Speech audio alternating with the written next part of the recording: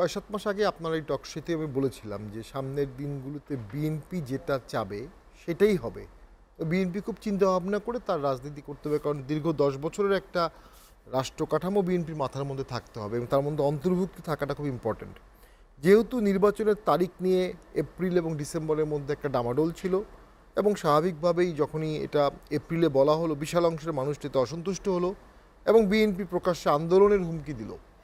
BNP যদি আন্দোলন দেয় করে থাকে এই প্রেক্ষাপটে, পুলিশ তাদেরকে লাঠিচার্জ করবে না, এটা হয় না। বাংলাদেশের ইতিহাসে এমনটা দেখা যায় না যে ভবিষ্যতে যে দলটি সরকার গঠন করতে যাচ্ছে পুলিশ তাকে তাৎক্ষণিক লাঠিচার্জ করবে, তা না, বরঞ্চ উল্টোটাই হয়। এবং প্রায় ২৬টি দলই ডিসেম্বরের পক্ষে ভোটের জন্য মতামত দিয়েছিল। ডক্টর ইউনূস স্যার একবার বলেছিলেন যে একটি দল ছাড়া কেউ ভোট চাচ্ছে না, ওটি মিথ্যা প্রমাণিত হয়েছে। তো একটা দূরত্বের সৃষ্টি হয়েছিল, এর জন্য মিটিংটি অত্যন্ত প্রয়োজনীয় ছিল এবং আমি মনে করি দেশের স্বার্থে রক্ষিত হয়েছে মিটিংটায়। যেটি লজ্জাকর সেটা হচ্ছে প্রাইম মিনিস্টার একটা অফিসিয়াল মিটিংয়ে যখন আরেকটা দেশে যায় সেখানে পিএম টু পিএম মিটিংটা ম্যান্ডেটরি যদি অফিসিয়াল মিটিং হয়ে থাকে। এখন সরকারকেই বলতে হবে এটা প্রধান উপদেষ্টার অফিসিয়াল মিটিং ছিল নাকি এটা পার্সোনাল মিটিং ছিল। পার্সোনাল মিটিং থাকলেও তিনি কিছু প্রিভিলেজ তার আছে, সেটা উনি পাবেন, কিন্তু অফিসিয়াল মিটিং বলে পার্সোনাল মিটিং হয়ে গেল, এটা খুবই দুঃখজনক, লজ্জাকর। এবং তার যে অ্যাডভাইজার বা তার পিএ বা তার যারা প্রেস সেক্রেটারি আছেন তারা তো সবার আগেই পিএমের কাছে অ্যাপয়েন্টমেন্ট নেবেন, পিএম টু পিএম মিটিং হবে, সাথে অন্য সব কিছু হবে। পিএমের সাথে মিটিং না হয় পুরো জিনিসটার মধ্যেই একটি ব্যক্তিগত গন্ধ চলে আসছে। একটা ব্যক্তিগত মিটিং, ব্যক্তিগত অ্যাওয়ার্ড, ব্যক্তিগত কিছু চাই। এখানে ফরেন মিনিস্ট্রিরও কেউ ছিল না। আর একটা হয়েছে যে এখানে কি হয়েছে, ডাস্টবিন টু ডাস্টবিন হয়েছে। তা শেখ হাসিনার ছবি দিয়ে ডাস্টবিন করা হয়েছিল বাংলাদেশে, আওয়ামী লীগ সেই রাগে দুঃখে কষ্টে ক্ষোভে তারা লন্ডনের ডক্টর ইউনূস এবং তার প্রেস সচিবের ছবি দিয়ে ডাস্টবিন করেছে এবং সেখানে ময়লা ফেলেছে, এগুলো ভিডিও ভাইরাল হয়েছে। অর্থাৎ আওয়ামী লীগ দমে যাচ্ছে না। আসলে কোনো দলকে দমিয়ে ফেলা যায় না টোটালি। জামাতকে আওয়ামী লীগ সর্বোচ্চ চেষ্টা করেছে দমিয়ে ফেলার, কিন্তু দমাতে পারেনি। বিএনপিকে সর্বোচ্চ চেষ্টা করেছে, দমাতে পারেনি, সময় লেগেছে, কিন্তু তারা সবাই বহাল তুবিয়াতে বিশাল শক্তি নিয়ে কিন্তু ফিরে আসছে। এখন আওয়ামী লীগকে বাদ দিয়ে দেশের যে রাজনীতির গতিধারার সামনে যাচ্ছে, যদি সেটাই হতে থাকে তাহলে এই ঘটনাগুলো ঘটতে থাকবে। পৃথিবীর যেই দেশেই এই লোকরা যাবেন, সম্মানিত লোকরা, ডক্টর ইউনূস এবং তার টিম, তারা সেখানে অপমানিত হবে, ডিম ছুঁড়ে মারা হবে, জুতো ছুঁড়ে মারা হবে, খারাপ কথা বলা হবে। আপনি তো সব জায়গায় ঠেকাতে পারবেন না, ফেসবুক ঠেকাতে পারবেন না, টুইটার ঠেকাতে পারবেন না। এই এম্বারাসমেন্টটা সৃষ্টি আওয়ামী লীগ করছে, যেটা দুঃখজনক।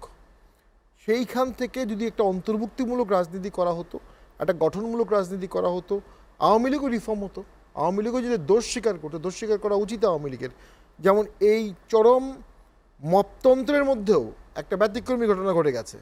সাবেক রাষ্ট্রপতি ব্যাংকক থেকে বাংলাদেশে ফিরে আসছেন, স্বাভাবিক গতিধারায় মনে হচ্ছিল উনি আর ফিরবেন না, উনি পালিয়ে যাবেন, এবং সেরকমটাই বলা হয়েছিল সবাই যাওয়ার পরে যে অবস্থা তৈরি হয়েছিল, কিন্তু উনি কিন্তু ফিরে আসছেন এবং ফিরে এসে একটা কথাও বলেছেন যে আমাদের নিশ্চয়ই কোনো ভুল আছে। ওনার ফিরে আসাটা প্রমাণ করে প্রকৃত রাজনীতিবিদরা পালায় না। রাজনীতির সুযোগ পেলে তারা রাজনীতিই করতে চায়। আর একজন রাজনীতিবিদ তো একদিনে তৈরি হয় না, একজন দানবও একদিনে তৈরি হয় না, একজন রাজনীতিবিদও একদিনে তৈরি হয় না।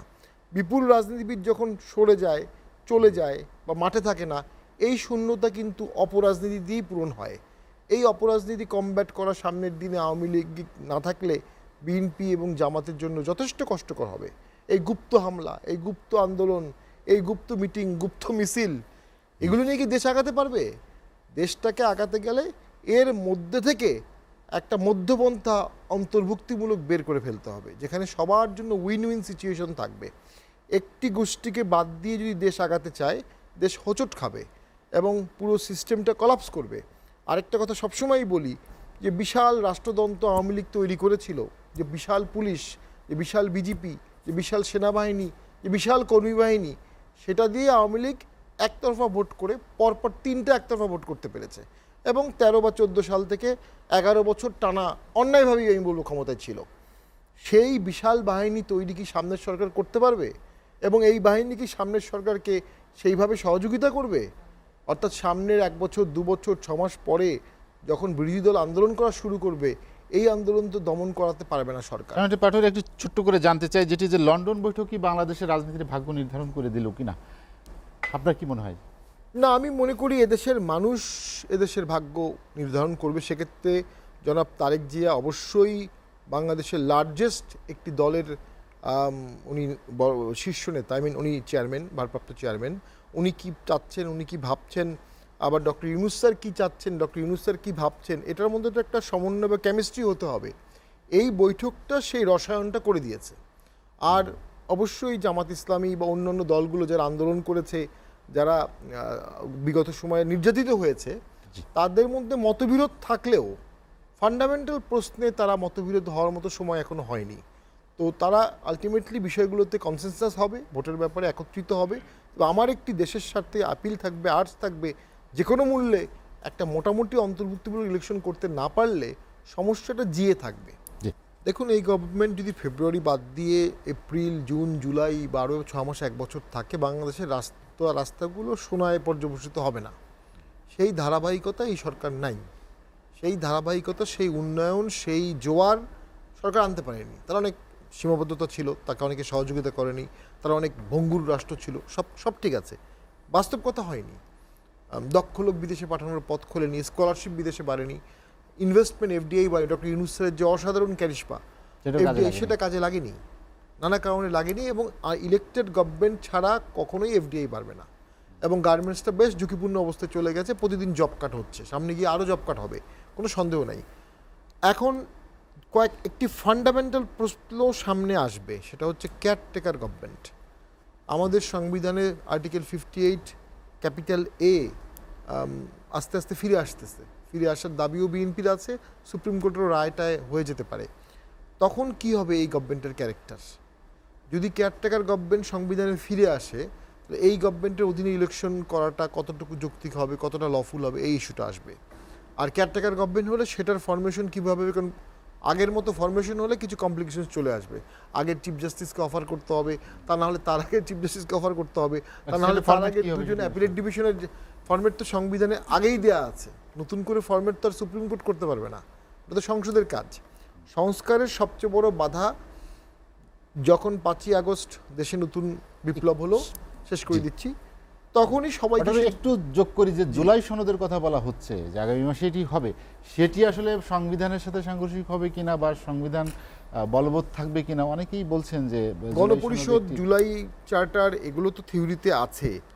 আমার ব্যক্তিগত অভিমত, এগুলোর জন্য দেরি হয়ে গেছে। এগুলো যদি আপনি 5 তারিখে করতেন, 6 তারিখে করতেন, 8 তারিখে করতেন, কেউ বাধা দিতে পারতো না। 8 তারিখেই আপনাকে বিপ্লবী সরকার, 8 তারিখেই আপনাকে গণপরিষদ, 8 তারিখে আপনাকে নতুন অন্তর্বর্তী সংবিধান, অন্তর্বর্তী অর্ডার।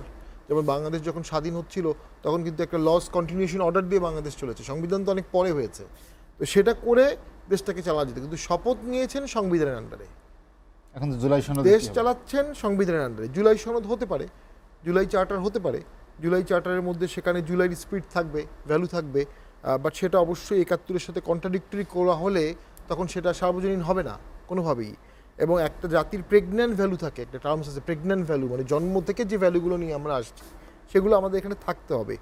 আর সংস্কারের আরেকটা বড় বাধা হচ্ছে পার্লামেন্ট ছাড়া তো আপনি সংবিধান অ্যামেন্ডমেন্ট করতে পারবেন না, আর গণভোট করতে পারেন। যেই সরকার পার্লামেন্ট ভোট করতে পারছে না, স্থানীয় সরকার ভোট করতে পারছে না, ওই সরকার গণভোটও করতে পারবে না। তাহলে এই সরকারের হাত পা কিন্তু সংস্কারে বাধা।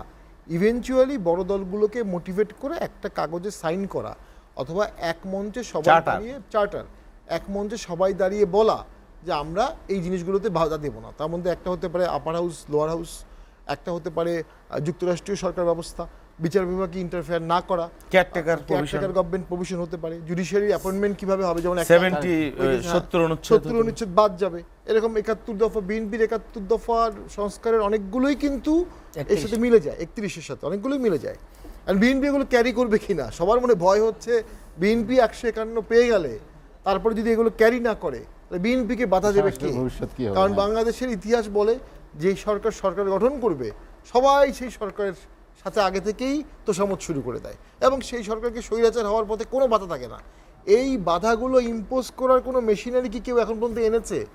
বাস্তব কথা হচ্ছে এই মেশিনারি আনা সম্ভব না। এটা কালচারের ব্যাপার, ভোটিংয়ের ব্যাপার, এবং মত প্রকাশের স্বাধীনতার ব্যাপার। মিডিয়া যদি ফ্রিলি কাজ করে, জুডিশিয়ারি যদি ইন্ডিপেন্ডেন্ট হয়, তাহলে সরকার সীমাবদ্ধ হইতে বাধ্য হতেই হবে।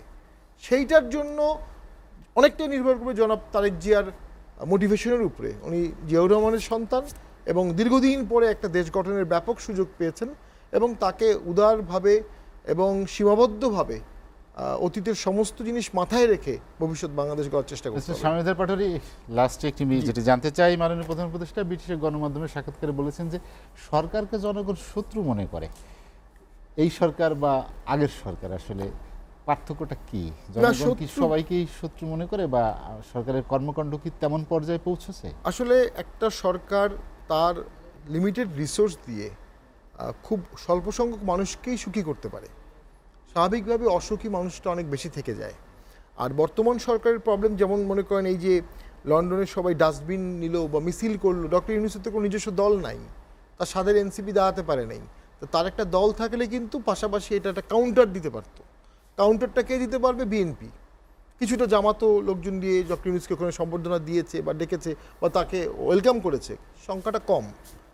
এই যে রাজনৈতিক দল না থাকলে দেশ চালানোর যে যে বিপর্যয় বা যে যন্ত্রণা, এটা ডক্টর ইউনূস হারে হারে অনুভব করছেন। ওনার প্রথমেই উচিত ছিল নিজের দল না করে যে দলগুলো তার মতের সাথে মিল হচ্ছে সেই দলগুলোকে এনকারেজ করা। উনি রাজনীতিবিদের সাথে সম্পর্ক না করে উনি মবের সাথে সম্পর্ক করেছেন এবং সেটার জন্য আজকে বিভিন্ন এম্বারাসমেন্ট সিচুয়েশনে ওনাকে পড়তে হচ্ছে, যেটা তার জন্য কখনোই কাম্য না। উনি দেশের উপকার করতেই আসছেন।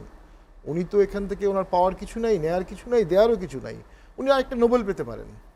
এই বাংলাদেশকে শান্তির প্রক্রিয়া রাখতে পারলেন। নেলসন ম্যান্ডেলা যেভাবে নোবেল পেয়েছেন, উনি মিক্সড ক্যাবিনেট করলেন। 17 বছর হোয়াইটরা তাকে জেলে রেখেছিল, 50% ক্যাবিনেট মেম্বার ওই হোয়াইটকে দিয়ে উনি দেশ শুরু করেছেন।